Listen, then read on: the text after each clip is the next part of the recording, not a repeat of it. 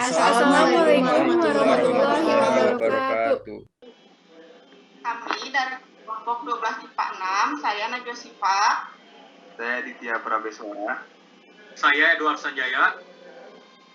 Saya Nabila Nur Alifah. Saya Sarah Safa. Kami akan menampilkan video proses pembuatan tempe. Selamat menyaksikan.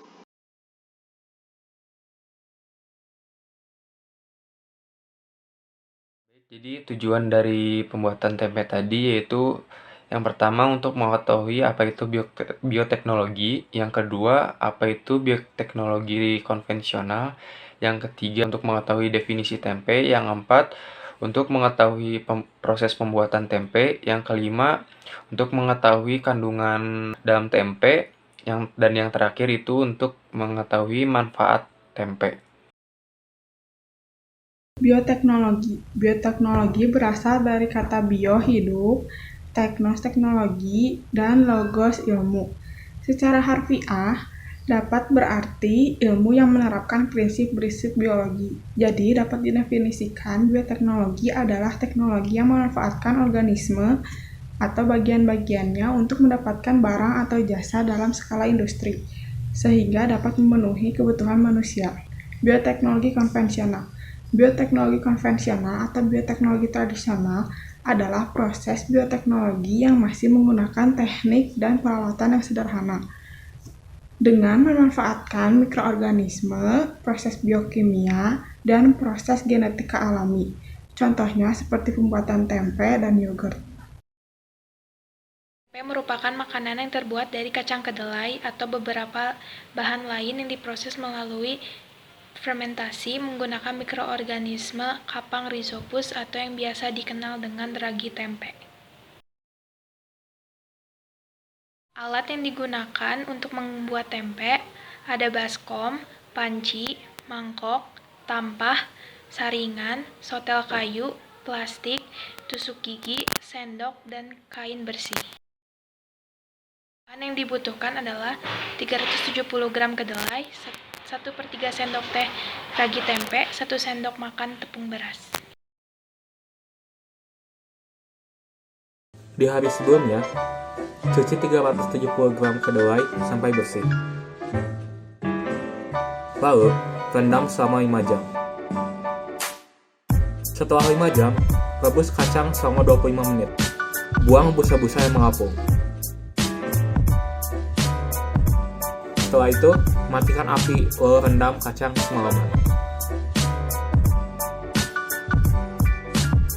Pisahkan kulit ari dengan cara diremas-remas.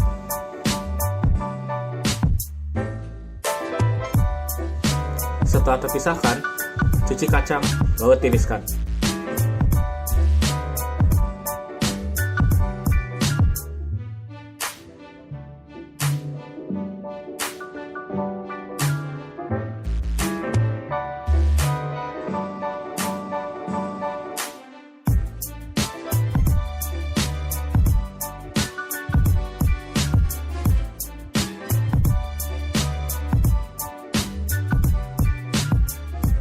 Rebus lagi kacang selama 5 sampai dengan 10 menit. Tiriskan kacang dan pastikan tidak ada kadar air lagi.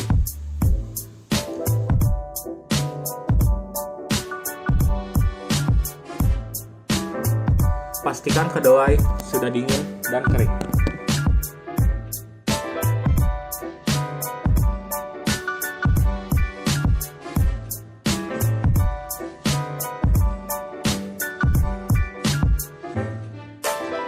Lalu, paparkan kedelai secara rata.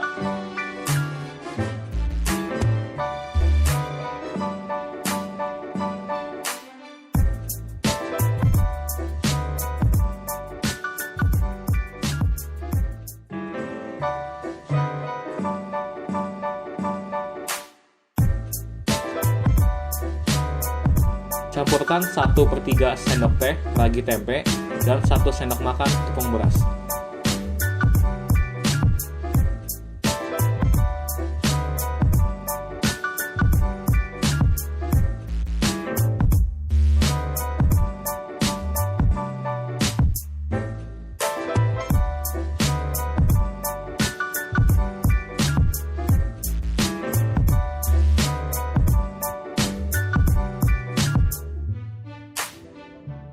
Taburkan adonan ke paparan kacang secara merata.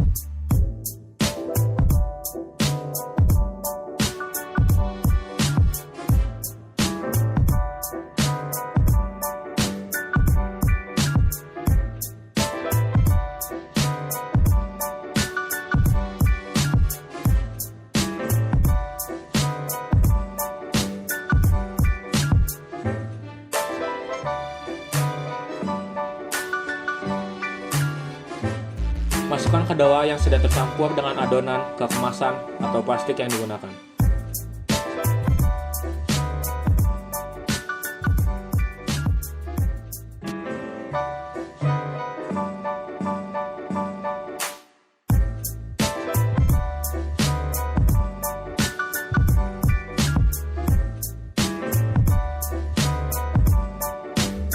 Tusuk-tusuk plastik secara merata di kedua sisi.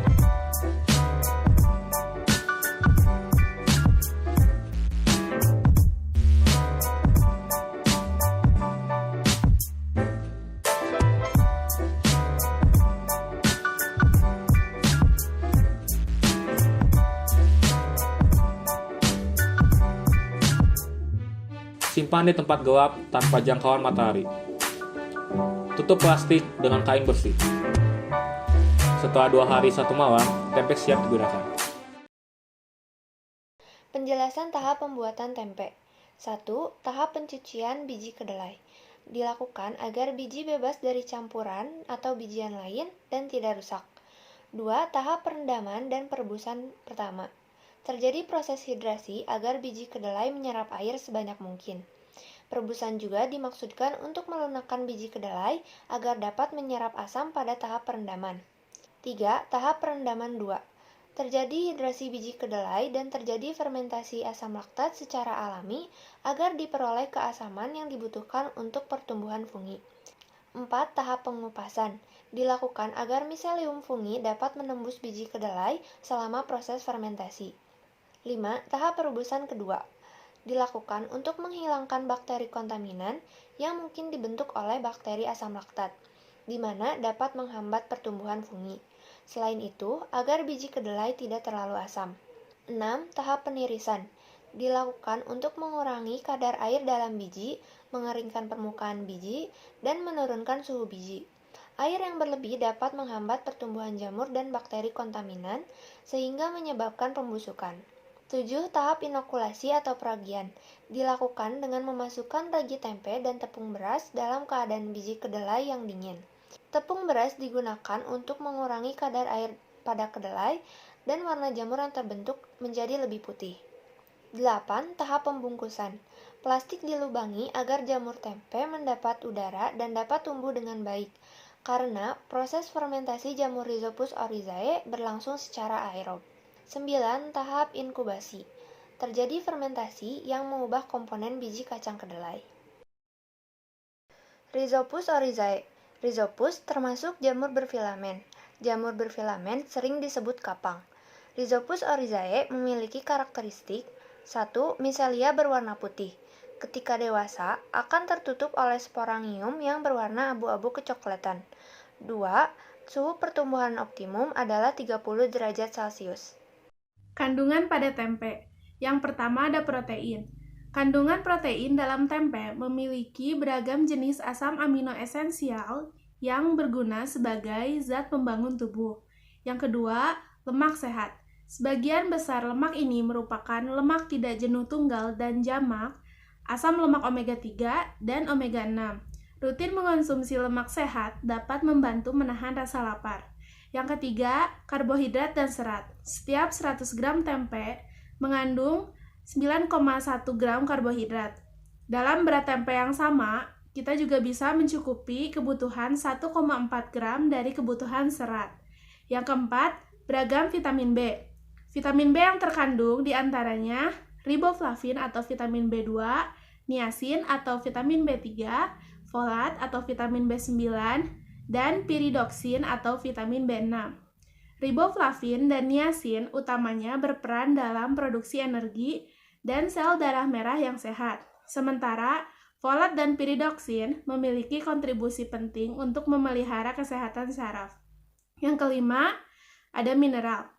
Mineral yang terkandung pada tempe diantaranya kalsium, magnesium, kalium, zinc, tembaga, mangan, zat besi, natrium, dan fosfor.